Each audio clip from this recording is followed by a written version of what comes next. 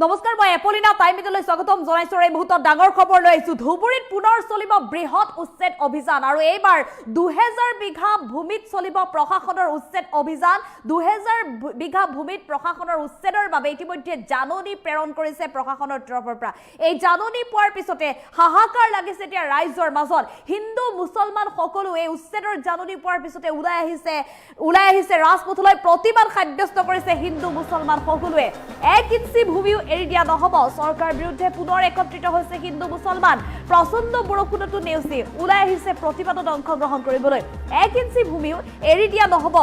চৰকাৰলৈ হুংকাৰ জনাইছে এবাৰ হিন্দু মুছলমান সকলোৱে।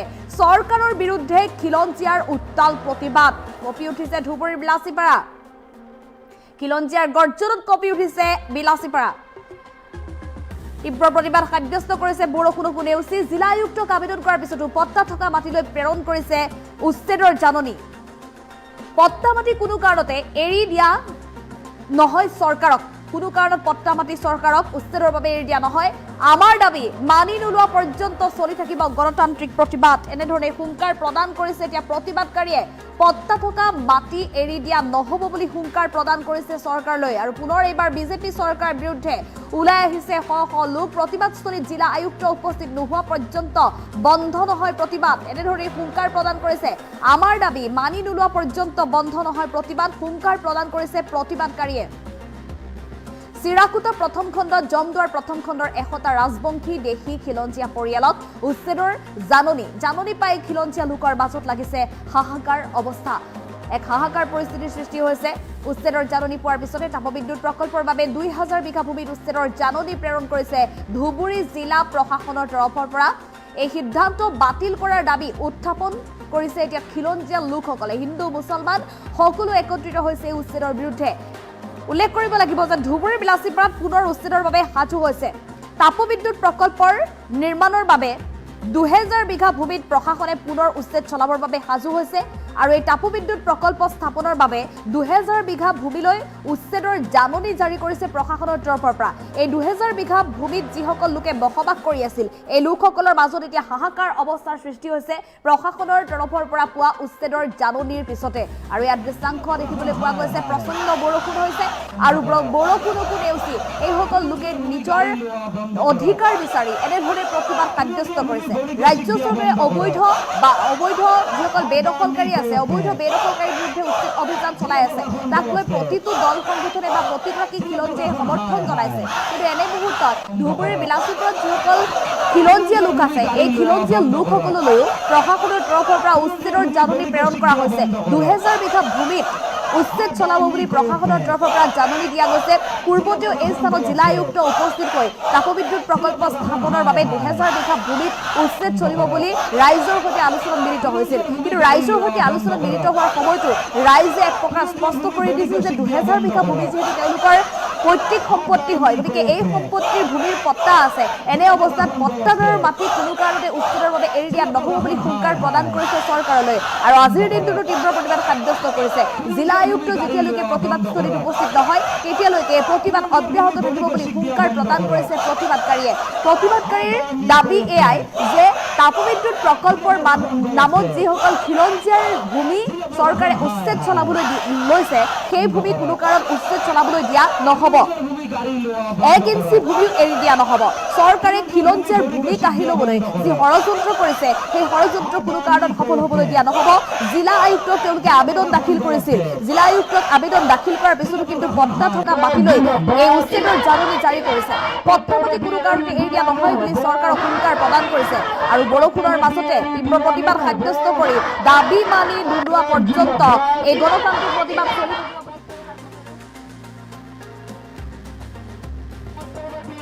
এই চিৰেকোটা বৃহত্তৰ অঞ্চলত আমি গম পাইছোঁ যে পট্টা থকা মানুহকো জাননী প্ৰেৰণ কৰিছে। আমি লগে লগে জিলা আয়ুক্ত মহোদয়ক যোগাযোগ কৰিছিলোঁ আৰু জিলা আয়ুক্ত মহোদয়ে আমাক কথাও দিছিল যে পট্টা থকা মানুহখিনিক উচ্ছেদ কৰা নহ'ব, মাটি অধিগ্ৰহণ কৰা নহ'ব।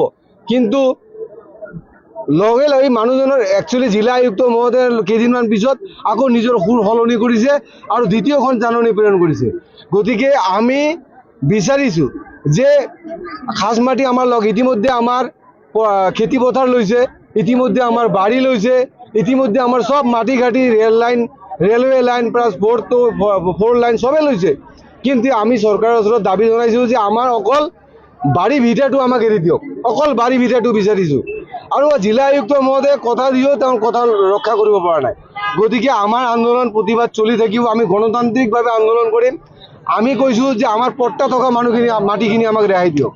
আৰু বিশেষকৈ মই এটা কথা ক'ব বিচাৰিছোঁ যে চাপৰ যিজন চাৰ্কেল অফিচাৰ চক্ৰ বিষয়া, এই চক্ৰ বিষয়াজনে কি কৰিছে, এই অঞ্চলত ত্ৰাসৰ সৃষ্টি কৰিছে। আৰু তেওঁ দালালৰ হতুৱাই অভিযোগ পোৱা মতে লাখ লাখ টকা তেওঁ কালেকশ্যন কৰি আছে। আৰু মই নাজানো যে জিলা আয়ুক্ত মহোদয় ইয়াত জড়িত আছে নে নাই, কিন্তু চাপৰ চাৰ্কেল অফিচাৰজনে ইয়াত ত্ৰাসৰ সৃষ্টি কৰিছে। আৰু মানুহখিনিক চবতকৈ ডাঙৰ কথা হৈছে কি, যিকেইজন পট্টাভুক্ত মানুহ আছে তেওঁক ইচ্ছা কৰিলে জিলা আয়ুক্ত মহোদয়ে ৰেহাই দিব পাৰিলে হয়। কাৰণ মানুহখিনিৰ ঘৰ একদম ছাইডত, মাজত থাকিলে বেলেগ কথা আছিল, কিন্তু মানুহখিনিৰ ঘৰ একচুৱেলি ছাইডত। গতিকে এই মানুহখিনিক ৰেহাই দিব পাৰিলে হয়। গতিকে এই ক্ষেত্ৰত মই ভাবোঁ যে চাপৰ চাৰ্কেল অফিচাৰ এজনে মানে ইয়াত ত্ৰাসৰ সৃষ্টি কৰিছে। আৰু তেওঁ মনে সজা যিকোনো কাম কৰি আছে। তেওঁৰ অফিচত চাপৰ চাৰ্কেল অফিচখনত কোনো ধৰণৰ আইন মানি চলা হোৱা নাই। তেওঁ ইতিমধ্যে বৃহৎ সংখ্যক মানুহৰ পৰা টকা লৈছে। এই এজন মানুহক কৈছে যে তোৰ মাটি গৈছে, মই তোক ভাল মাটি দিম, গতিকে তুমি মোক 5 লাখ টকা দিব লাগিব। কোনোবাক কৈছে তোৰ ঘৰটো পৰিছে, তোৰ ঘৰটো মই বচাই দিম, মোক টকা দিব লাগিব। গতিকে এনেকৈ এই চাপৰ চাৰ্কেল অফিচাৰজন ইয়াত ত্ৰাসৰ সৃষ্টি কৰিছে। এই চিৰাকুটাৰ বৃহত্তৰ অঞ্চলত যিখিনি পট্টাভুক্ত মানুহ আছে, এই মানুহখিনিক আমি কৈছোঁ যে এই মানুহখিনিক ৰেহাই দিয়ক।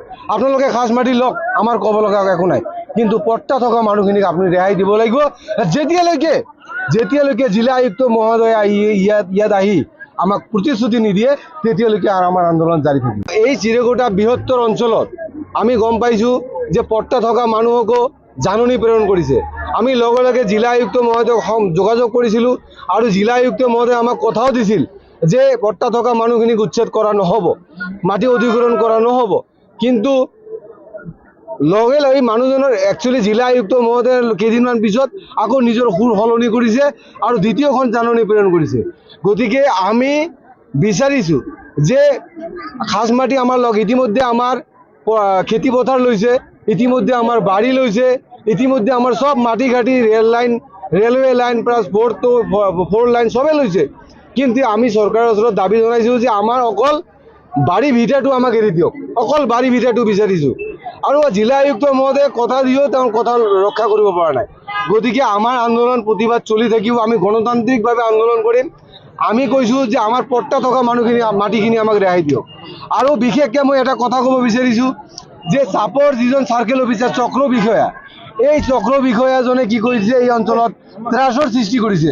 আৰু তেওঁ দালালৰ হতুৱাই অভিযোগ পোৱা মতে লাখ লাখ টকা তেওঁ কালেকশ্যন কৰি আছে। আৰু মই নাজানো যে জিলা আয়ুক্ত মহোদয় ইয়াত জড়িত আছে নে নাই,